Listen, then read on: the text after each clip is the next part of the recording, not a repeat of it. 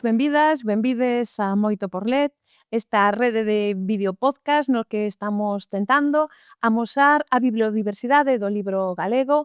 En galego temos moito tipo de libros, de moitos xéneros, para moitos gustos, para todas as idades. Este ano estamos dedicando a amosar todas estas variedades e toda esta oferta tan rica, tan vizosa que temos para lermos en galego. Neste mes de maio, por suposto, a lectura que queremos traer é a de Begoña Camaño, a autora homenexeada este ano nas letras galegas. E non imos falar só dos libros de Begoña, sino dunha constelación lectora arredor da figura de Begoña, das súas lecturas, das lecturas das súas amizades, dos seus intereses.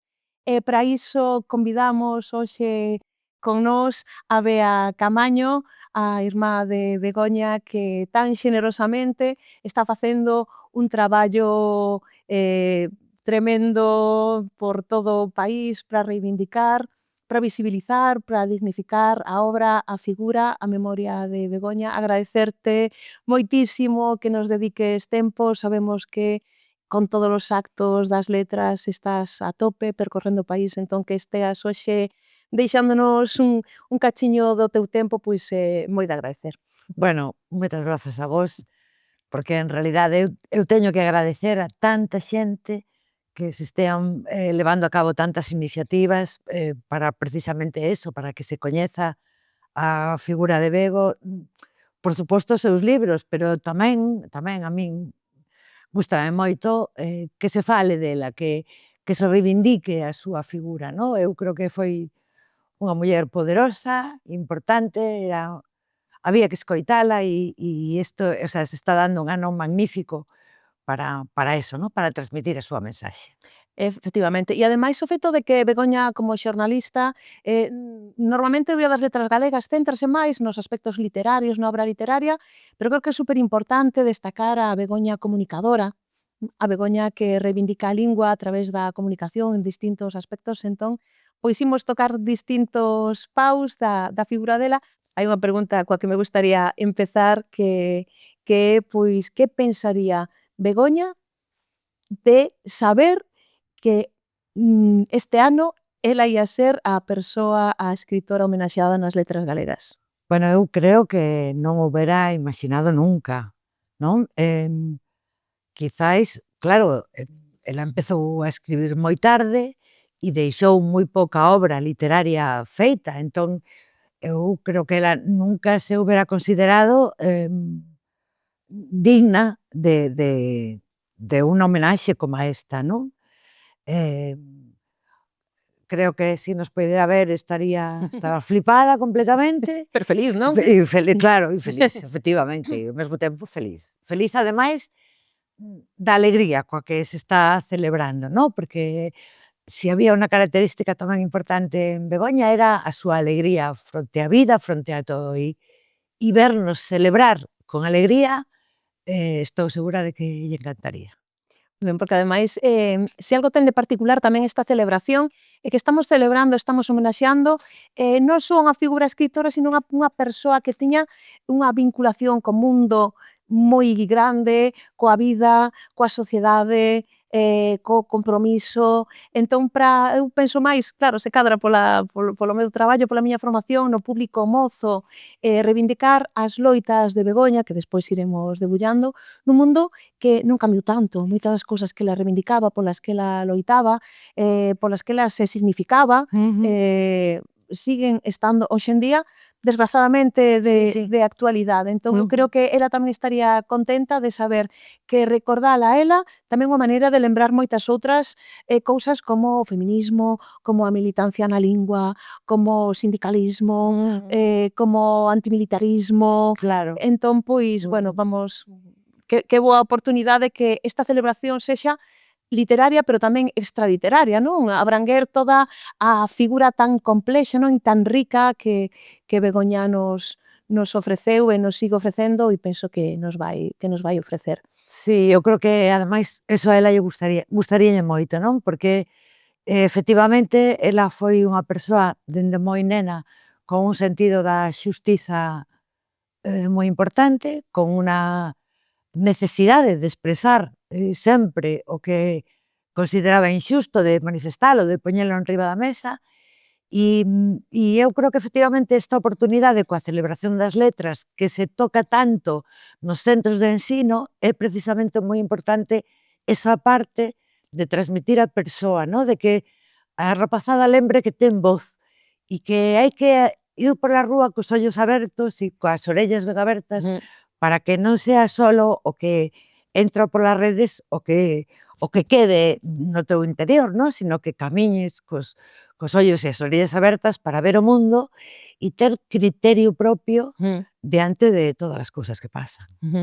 Estamos, non o comentamos, estamos en Vigo, estamos no barrio do Calvario, no barrio da vosa infancia, e precisamente neste ímonos retrotraer a esta infancia vosa no barrio do Calvario.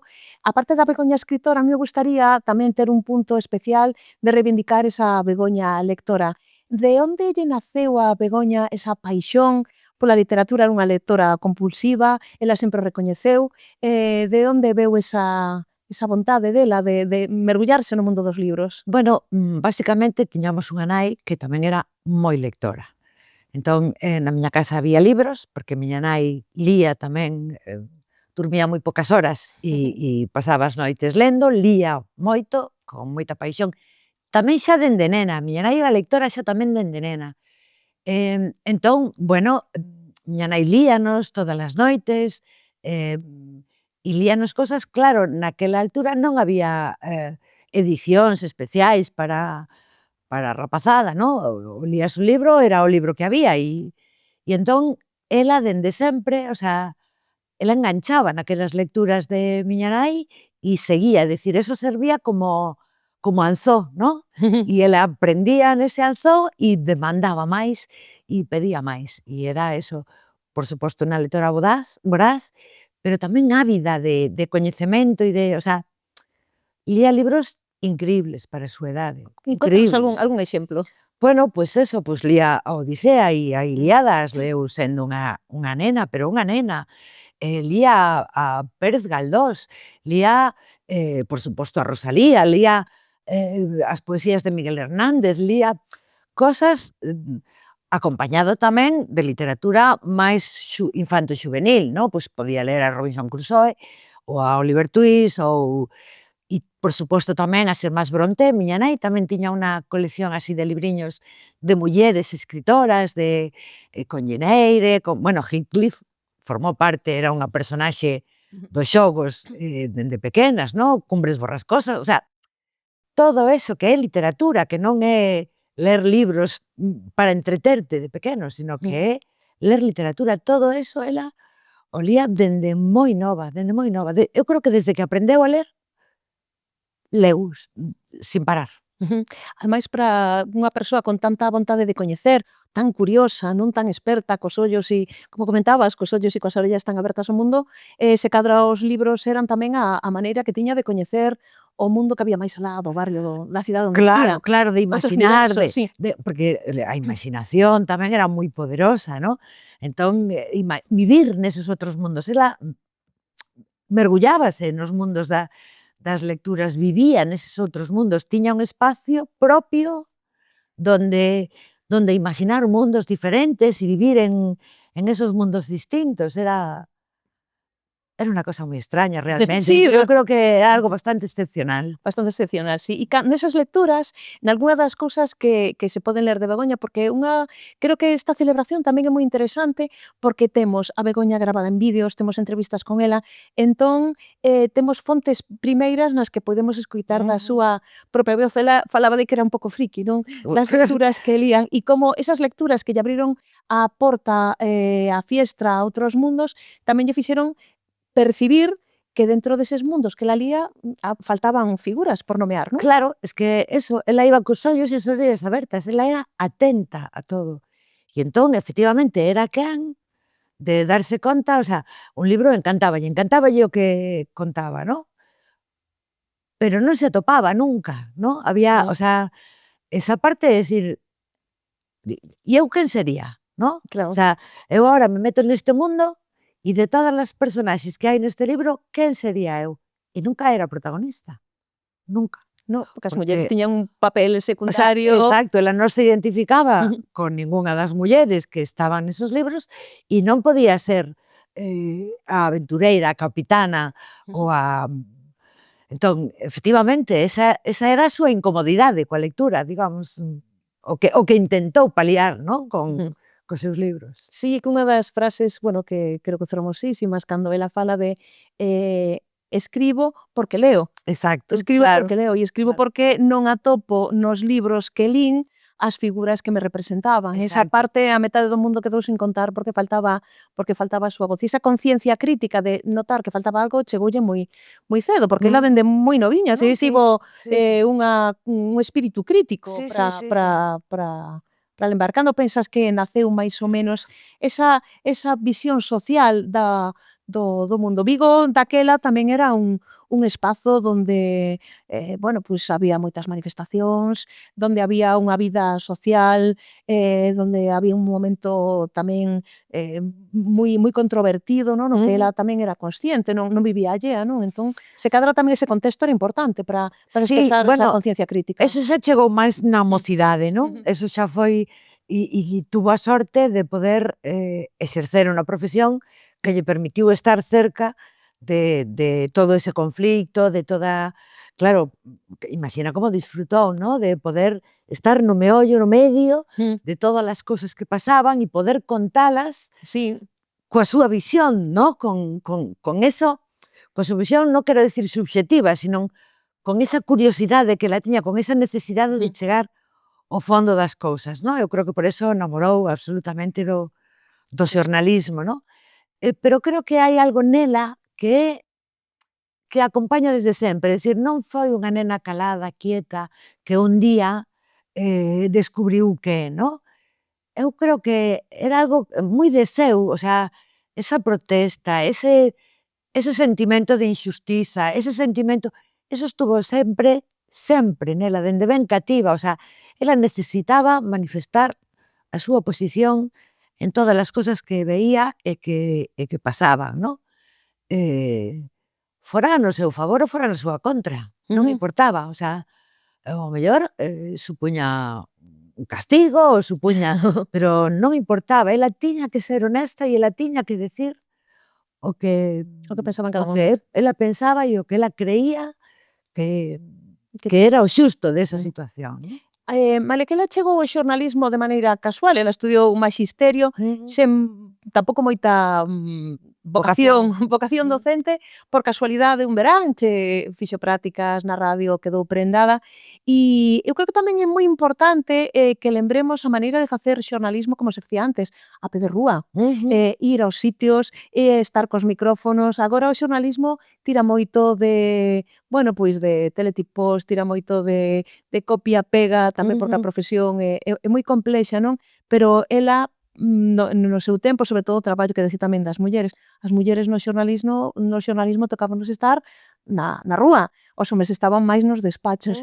Esa posibilidade que, como comentabas, de estar pois nunha manifestación ou de estar bueno, pois nunha rolda de prensa ou estar nas movilizacións dos bombeiros, Nunha asamblea, por exemplo, que a parte tiña que formarse, non? Como foi ese inicio tamén de cubrir o xornalismo, de meterse sin saber? eu creo que é apasionante para ela, Claro. porque precisamente te permitía estar ali, o sea, non estar nun despacho recibindo Que no non che teu conten, ordenador. senón... Claro, tú tiñas que estar ali. Entón, chega o peche de Álvarez e ti vas cos sindicalistas e cos traballadores ás asambleas, a escoitalos, a ver cales son as razóns, a ver que é o que pasa, non? Entón, ela que además era moi humana e moi empática, non? Pois estaba ali, escoitaba, veía a realidade da xente, e entón non podía estar non podía ocupar ninguna outra posición máis que a de defender aquelo que estaba vendo, non? E defender, darlle voz tamén aos traballadores, ás traballadoras. claro, foi apasionante para ela. Si, ti tamén te dedicaches durante moito tempo a túa vida laboral dentro da CIGA, o labor sindical, quero dicir, non é algo que fose, que ela fose unha illa dentro da vosa familia. Entendo que ese contexto que tamén fixo de ti unha muller loitadora, para reivindicar os dereitos dos traballadores e traballadoras é algo que tamén vos relaciona as dúas. Bueno, é que crecemos nunha familia non especialmente posicionada en ningún lugar. Meus pais non eran activistas, non tiñan unha... Pero sí que eran críticos, é dicir, na casa se falaba. E o que eran, sobre todo, tamén eran moi respetuosos. O primeiro é que a miña nai, que seguiu o camiño tradicional da época, eu creo que ela arrepentiuse enseguida de terse creído a mensaxe, no? Ela traballaba nunha axencia de aduanas, o sea, tiña un traballo moi guai, moi ben, o sea, e deixou no casarse porque era o que había que facer, no? Casou, pois imagino que pensando que iba a ter unha vida feliz e eso, con seu home na casa e tal. E claro, aos 9 meses de casarse naceu o meu irmán, enseguida naceu Begoña e enseguida nacín eu. De repente viuse con 20 e poucos anos, 3 fillos e un home que tivo que pluriempregarse porque xa non eran 2 e o mellor con un fillo, xa éramos 5 na casa. Entón, claro, só entraba un salario, había que ir a buscar outro salario e como elas non podían, pois el era o que... Total, que tiña un compañeiro que se marchaba ás 7 da mañán de casa e non chegaba hasta as 9 da noite. E ela estaba encerrada na casa con 3 criaturas. O sea, eu penso a veces desde a miña realidade e digo, pero como se iba a facer a compra? O sea, cando nós tiñamos 1, 2 e 4, como sae unha muller de casa? O sea, como fas a comida con donde deixas a un, donde tes o outro, donde está o outro? O sea, entón, bueno, ela frustrouse, no? Eu creo que coa súa vida. E entón, esa frustración súa, o que foi un empurre para nós, as mulleres da casa, moi brutal. O sea, con todas as contradicións, porque ela no fondo, eu lembro cando a mí me decía, íbamos pola Rúa do Príncipe e parábamos aí nas tendas de novias e me decía, e eu, que sempre te imaginei así de branco, e eu decía, pero mamá, o sea, non podes mandarnos mensaxes contradictorias, non nos podes decir a ti non, o sea, tú estudia, tú traballa, tú sei independiente, tú fórmate, tú vive, tú...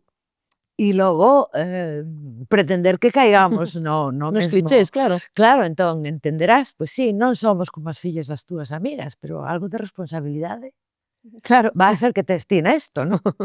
Claro, entón esa posibilidade de Begoña quixo traballar xa moi cedo, non? E ser autónoma, ser independente. Ese labor na radio que empezou pois traballando máis no ámbito do día a día, da política, logo pois cando empezou na Radio Galega, cando despois foi a Santiago, o xornalismo cultural serviu tamén para dar renda a súa paixón lectora e o mundo da cultura. Entón, digamos que tamén ver a lectura desde outra perspectiva, de poder ser mediadora de lectura, non?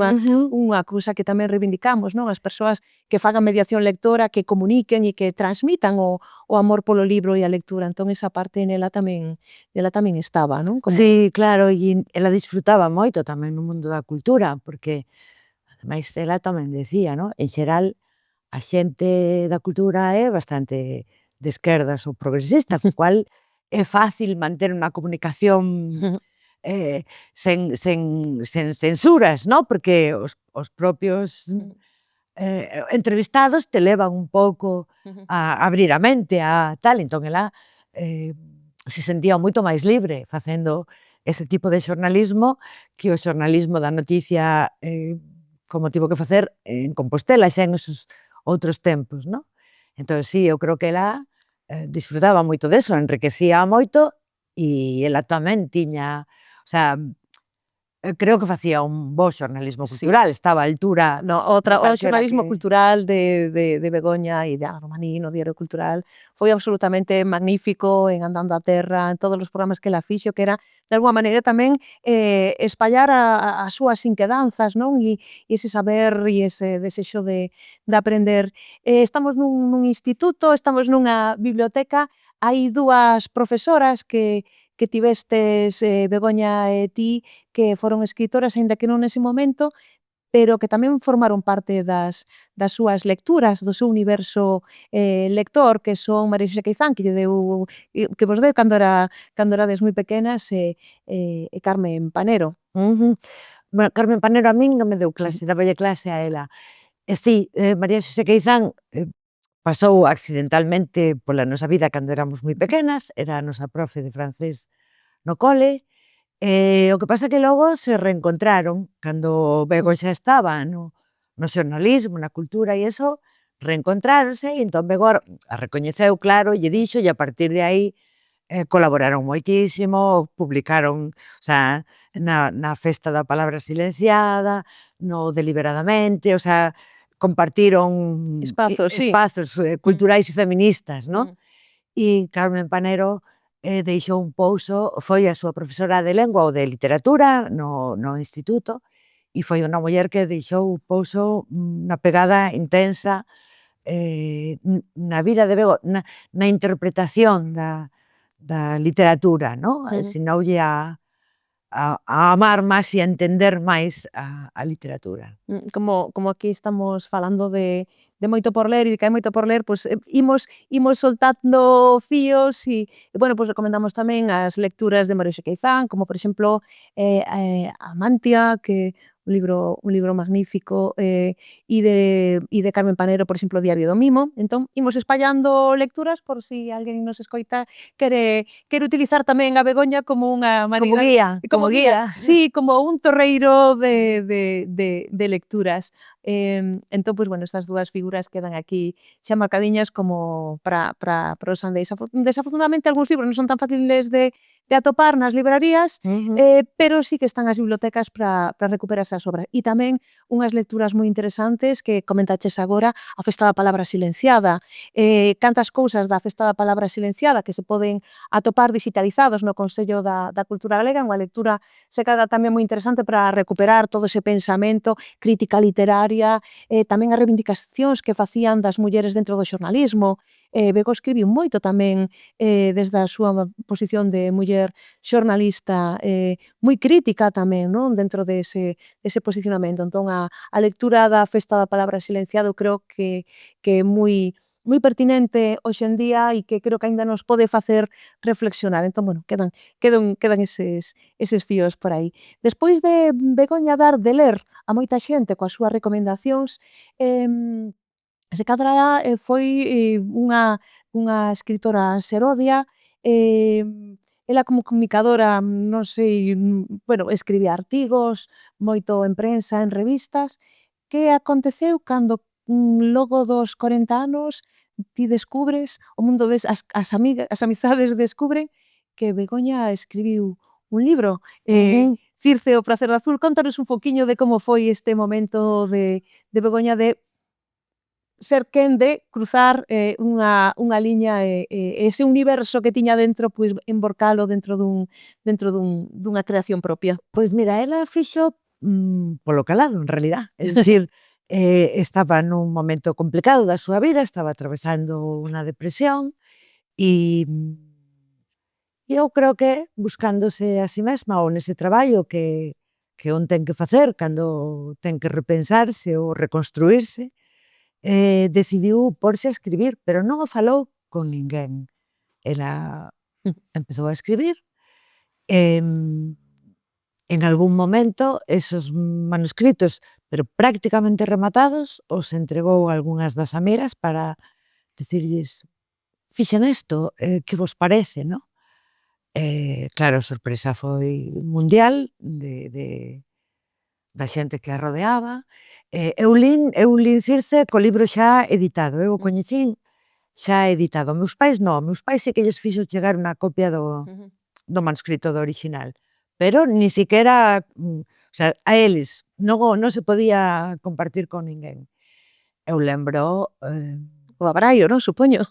De claro, o primeiras. sea, eu digo sempre, eu, o sea, quedei coa boca aberta, ¿no? Lembro empezar e non, o sea, non dar crédito, ¿no? Porque non é, mira, Bego escribiu un libro. Bueno, xa dices, ostras, escribiu un libro.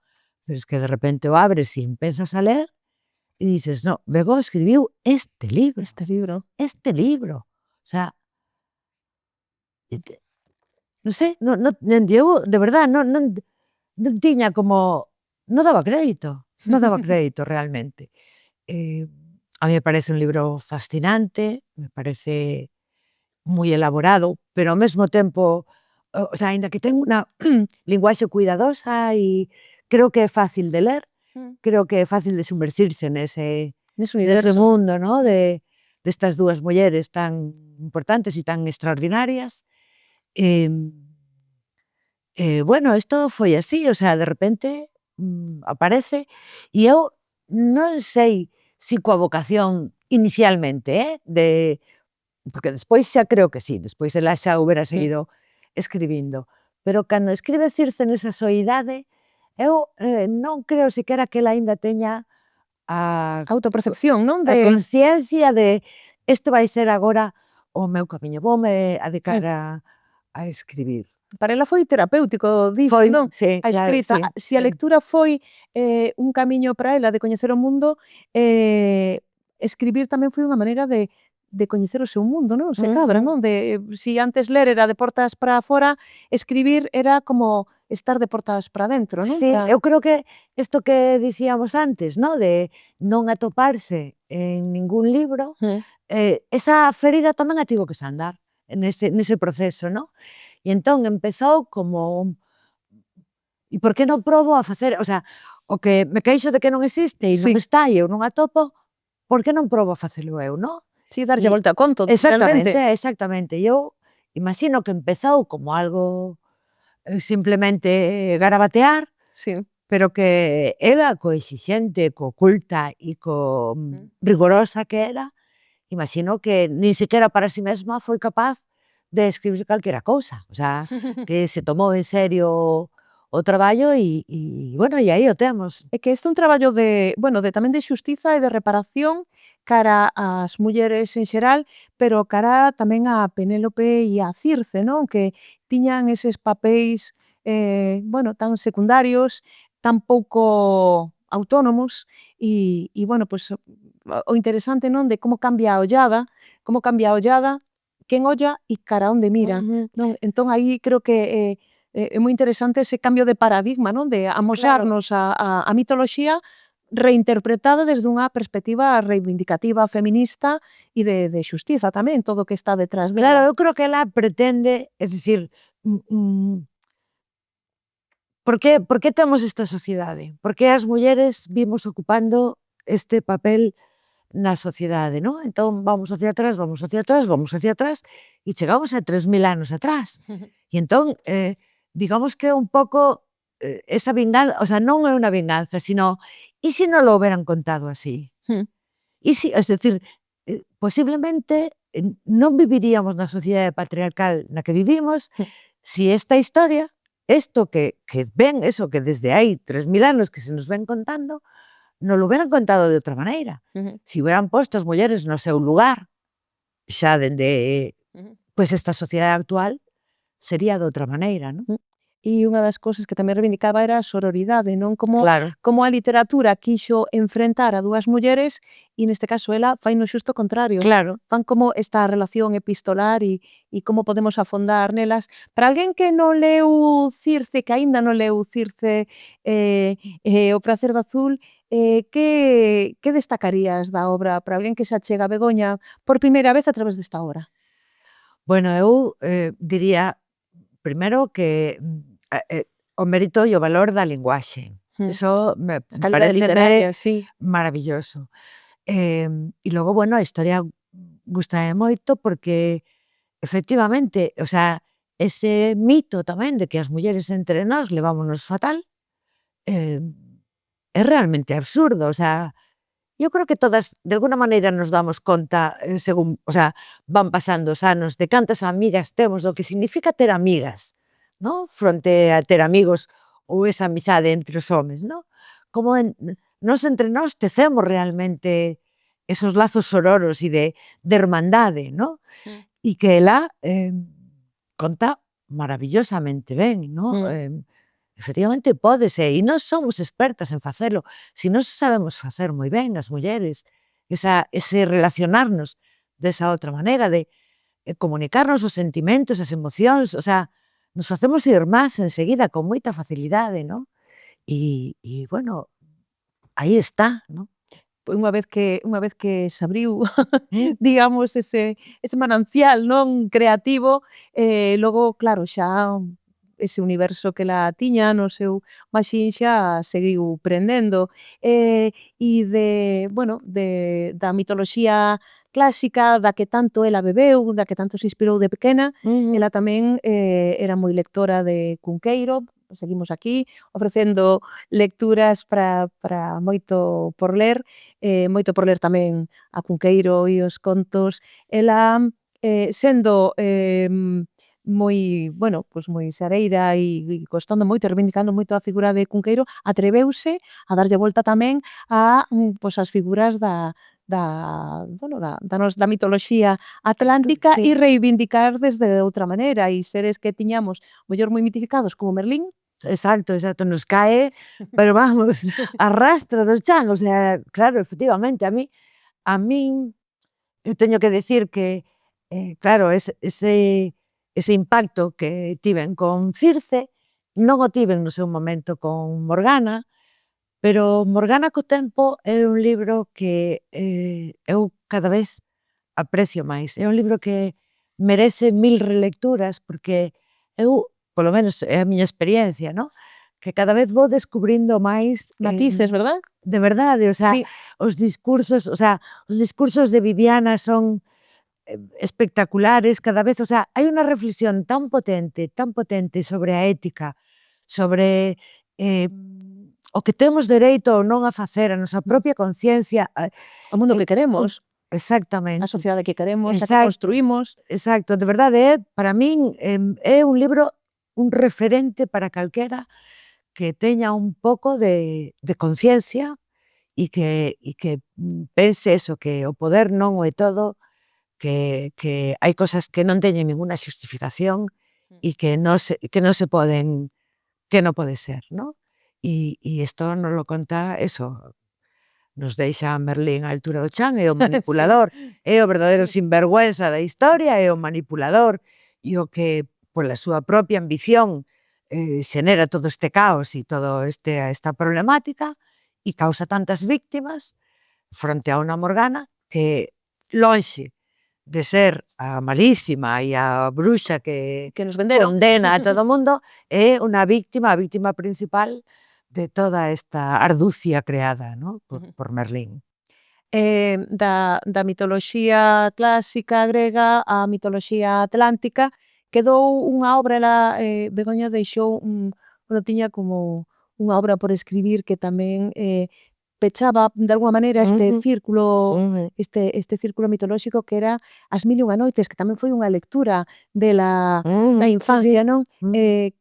Quedamos, bueno, con pena de non poder ver como reinterpretaría esta Xerezade, como sería esa Xerezade, Pois non? sí, quedamos porque ademais non hai, o sea, o que hai é arquivos de documentación. Como sempre, que eu alucino neso, o sea, a cantidad de traballo que supón escribir este tipo de cosas, o que para ela supuña, porque hai carpetas enteiras de documentación para empezar con Xerezade, ¿no? Pero non houbo nada máis, e é unha pena, porque imagino, además, con un conto detrás do outro, imagínate Sí. canto tería aí para destecer, ¿no? E para tecer de outra maneira con Xerezade, sí, foi unha pena, pero claro, foi unha pena todo o que pasou.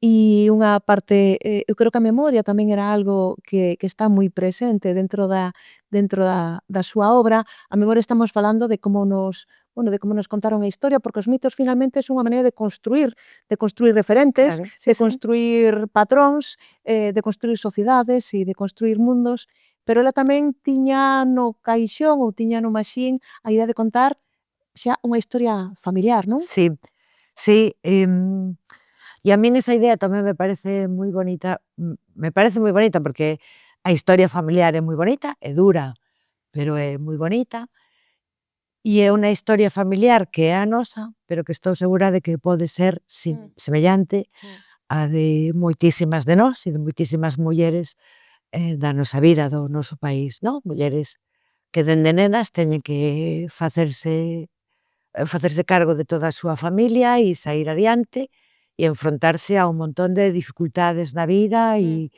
ter ese coraxe de salir adiante e sempre además tamén con unha mirada atenta ao resto, non? A nosa bisaboa xa de maior, unha das cousas que facía era na súa casa se poñía a ferver unha pota de agua sempre, ela botaba cousas, os veciños viñan e botaban cousas e logo ela iba ao hospital municipal, que naquel momento era Caridade, iba polos veciños do redor a limparlles as casas, a cambiarlles as sábanas, a darlles de comer, xente que estaba sola, necesitada e enferma, e ela iba a axudar, é dicir, é unha muller activa, pero non ás berros, senón Con obras, non? dende o seu, exactamente, dende o seu entorno, mudando o seu entorno e traballando no seu entorno constantemente, despois de ter tido unha vida moi dura, non? E entón, bueno, era alguén, o sea, era unha figura que tamén, eso que eu penso que hai moitas outras Sí. semellantes, é dicir, este caso é porque é coñecido, porque a historia a tiñamos nós, pero que reflexaría Sí, a historia dun a país, das mulleres dun vida, país. exactamente. Quedamos con moita pena de perder a Begoña tan pronto, dunha maneira tan inxusta, unha persoa tan vital, non? Que quería tanto a vida, e antes falamos de como Begoña tecía ao seu redor fíos de amizade, e unha maneira tamén de celebrala, como nos estamos falando de libros e recomendando lecturas, pois tamén pode ser recomendar os libros do seu entorno, do seu contexto. Aí Uxía foi unha figura, unha amiga de sempre, e, pois tamén recuperar a Rosalía pequeniña, que é un libro disco con música do que Begoña tamén fixo a introdución e reivindicaba esa Rosalía punky, non? Que, como un referente para as nenas, reivindicar tamén a obra de Ana Romaní, que foron tan amigas, que tanto está facendo tamén por lembrar a Begoña e por recuperar ese traballo. Ti que lectura nos recomendas para saber máis de Begoña ou algún dos libros que nos podas co que podamos achegarnos máis ese universo? Sí, bueno, afortunadamente se están facendo moitísimas cousas este ano. Si falamos de lecturas de maiores, porque si falamos de lecturas de pequenas, teño que recordar que hai aquí o libro de Andrea e o de Eva Mejuto, que igual nos suena Tamén está por aí. esa muller, e os dous podemos enseñar, este tamén, Pois así máis para a cativada. Acaba de saír agora o libro de María Xosé Porteiro sobre os seus artigos, está o libro de Ana Romaní e Xus Nogueiras, a biografía de Begoña, temos a Ramón Nicolás contando a súa infancia no Calvario, e temos agora recentemente, hoxe estivemos no Consello da Cultura, que presentan aquel libro das amigas, Ai, que que se bonito. fixo co seu primeiro aniversario do seu pasamento. Foi unha iniciativa de unhas amigas na que escribimos hasta 24 mulleres distintas, e veno de reeditar o Consello da Que bonito. Cultura, si, en unha edición preciosísima ademais, moi bonita, e que, non se comercializará, pero seguramente estará nas bibliotecas, nas institucións, en moitos sitios, estará a dispor da xente para ler, e eu creo que tamén vale moito a pena, porque son moitas voces, o sea, esta vez non é Begoña que nos fala, Entón, son as sabes? outras persoas para Exactamente, coñecela. exacto. Pois era maravilloso poder recuperalo, porque era unha obra magnífica que si é certo que non se podía topar. Aí me gustaría facer unha recomendación que non é lectora, que é dun podcast que é do Colexio de Xornalistas, que se chama Poñer a Voz, de Lucía Junquera. Maravilloso. É maravilloso porque nos permite tamén escoitar a Begoña facer un informativo, presentar o programa, ter a súa voz opinando, ter a moitas persoas do seu contexto, do seu universo falando dela. E, bueno, creo que para ler coas orellas está moi ben esa opción. Pois embegoñadas quedamos. Moitísimas grazas, Bea, por eso, por estar conós, por axudarnos a lembrar a Begoña desde o afecto, desde o cariño, esa Begoña lectora, esa Begoña escritora, esa Begoña militante, feminista, antimilitarista, tan importante, que as cousas polas que Begoña loitaba sigue sendo necesario hoxe en día, loitar por elas, desgrazadamente. Bueno, si nos falamos máis dela como faro de lectura, tamén como faro de loita, de reivindicación e de pensamento crítico tan necesario. Moitísimas grazas.